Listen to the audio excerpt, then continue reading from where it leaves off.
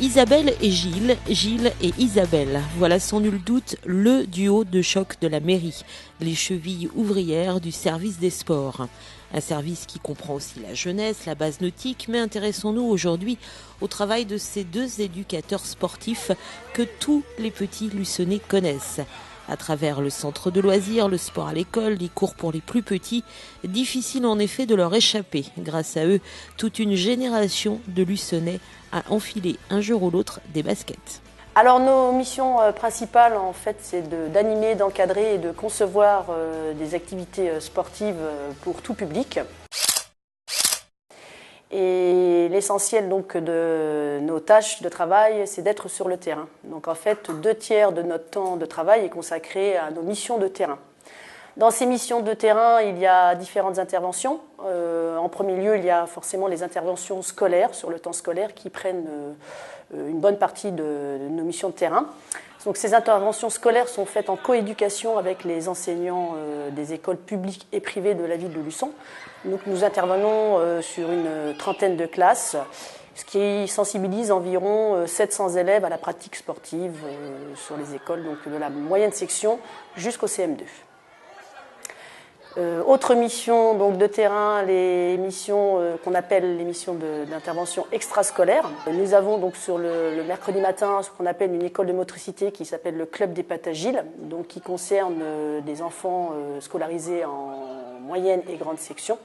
Et l'objectif de cette école de motricité est de faire découvrir sous forme de jeu des pratiques sportives pour en fait apprendre à l'enfant le respect des règles, le respect des autres, et puis bien sûr développer sa motricité au travers des jeux.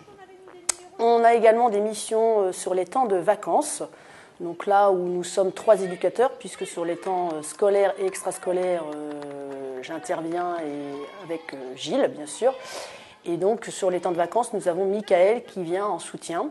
Donc ces interventions de vacances sont proposées dans le cadre du centre de loisirs. Elle s'appelle Sport Loisirs et ces activités ont lieu tous les après-midi.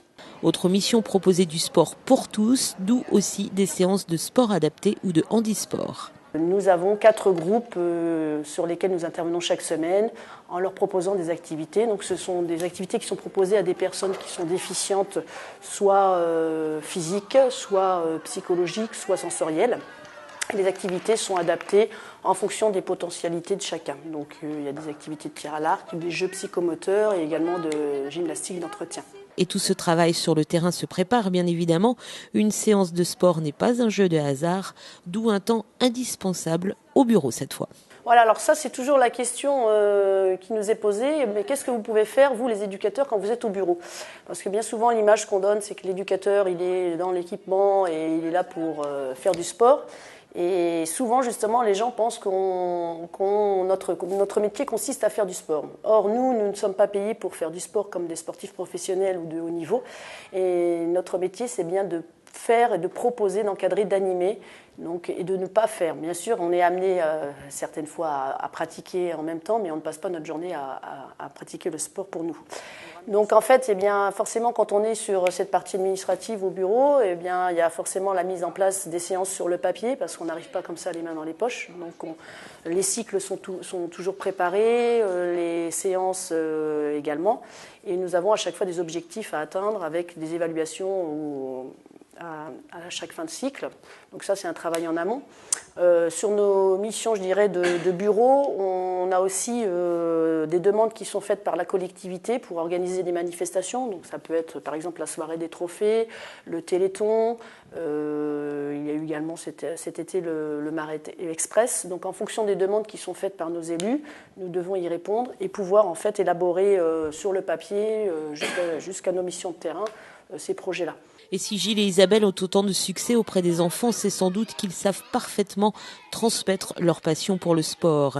Et ils n'oublient pas qu'eux aussi, un jour, ils ont eu un professeur de sport qu'ils ont admiré et qui les a passionnés. Je crois qu'on ne tombe pas dans le métier d'éducateur par hasard, on aime déjà pratiquer et on aime aussi faire partager parce que pour être éducateur, il faut être avant tout un bon pédagogue et être pédagogue, c'est avoir envie de transmettre et de donner. On n'est pas là pour soi mais aussi pour les autres, on donne énormément de nous-mêmes, de notre énergie, de notre passion. Mais on y vient forcément parce qu'à l'origine, on a tous été amoureux d'une activité. On a eu un éducateur qui nous a donné envie aussi. Je crois, moi, à la base, je suis gymnaste, donc je suis tombée sur un moniteur à l'époque qui était assez sévère, mais qui m'a donné envie de transmettre. Il avait une rigueur et je crois que ce qui est riche dans notre boulot, c'est ça, c'est de donner, de faire plaisir, donner du plaisir avant tout, quoi. C'est sûr, l'amour du métier, elle l'a évoqué tout à l'heure, on ne devient pas éducateur sportif par hasard. On le devient par rapport à son expérience personnelle. Moi, j'étais basketteur, donc j'ai appris très tôt, depuis l'âge de 6 ans, par l'intermédiaire de mon club de sport de l'époque, à me confronter rapidement à l'encadrement, à aider l'entraîneur de l'époque, et puis d'y trouver du plaisir, tout simplement, sans d'abord penser vraiment qu'on en ferait son métier plus tard. Donc du coup, ça navigue un peu. Et d'ailleurs, quand on voit des stagiaires venir nous voir, c'est toujours la première chose qu'on leur demande. C'est-à-dire, quel est l'engagement que vous avez dans un club? Est-ce que vraiment vous avez pu vous étalonner, expérimenter un peu ce qu'était le métier d'éducateur? Et puis après, peut-être de réaliser votre projet professionnel, ça a été mon cas. Moi, je souhaitais être prof de PS. Du coup, les aléas des examens font que de temps en temps, il faut se réaiguiller. Et puis quand on rentre pas par la porte, on y rentre par la fenêtre. Et du coup, j'ai tapé donc à la porte de la mairie à l'époque. Et du coup, j'ai eu un poste assez rapidement. Et finalement, depuis, vous voyez, j'ai pas eu envie de changer de nature de métier parce que finalement, c'est vraiment ce qu'on. Je pense qu'il y a une certaine fatalité. On est un peu programmé pour ça finalement. Et puis, on a le métier qu'on mérite. Les deux ont travaillé à l'Office des sports avant d'intégrer la mairie. Ils se connaissent parfaitement et depuis 20 ans, le duo fait des merveilles, voire des étincelles, chacun ayant su trouver sa place. Quand on est deux sur une même séance, on a pu le voir au moment des pâtes agiles. Il y en a un qui joue un peu le père Fouettard et l'autre qui est là plus pour rassurer. Donc chacun peut avoir un rôle dans une équipe et on se sert de l'un et de l'autre en essayant d'avoir cette complémentarité. En plus, le fait d'avoir une sensibilité féminine est importante aussi dans l'équipe. Donc finalement, c'est pour ça que je pense que la recette et tous les ingrédients étaient là pour que ça fonctionne de manière à peu près correcte. À la base, c'est lui qui m'a tout appris aussi sur le métier, donc je lui dois beaucoup de choses. Je pense aussi qu'au quotidien, on apprend toujours de l'autre, même si lui m'a appris des choses et qu'il m'a transmis, je pense qu'on s'apporte. Ce qui est important, c'est de pouvoir en fait échanger sur nos séances, parce que parfois les séances se passent pas forcément bien. On a du mal à gérer un groupe, nos émotions des fois nous emportent un petit peu. Donc c'est important aussi de pouvoir avoir un retour, un œil aussi professionnel et de collègues pour nous dire oui, moi j'aurais agi comme ça, non, tu n'as pas si mal agi. Donc ce duo, il est important. Et voilà. Que dire? Tout est dit.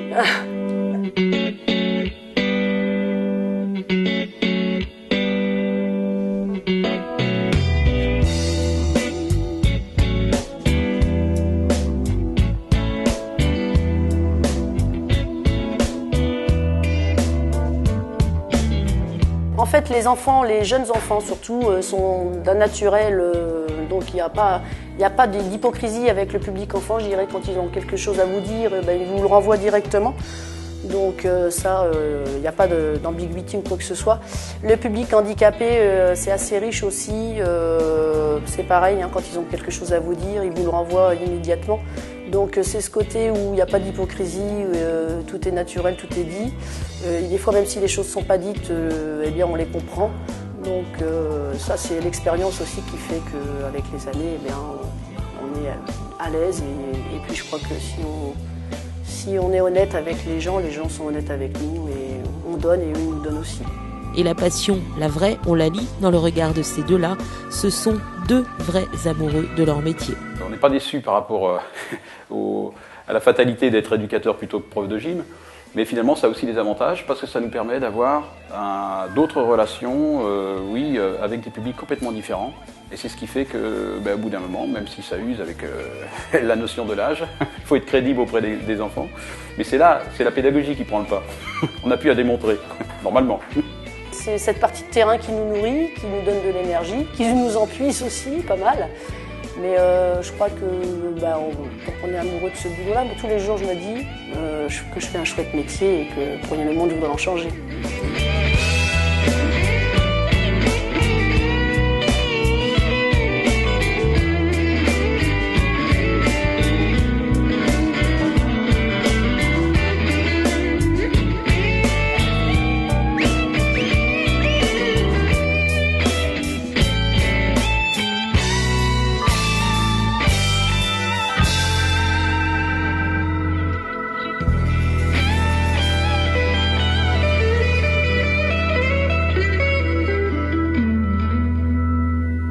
Service Jeunesse et Sport, Isabelle, bonjour.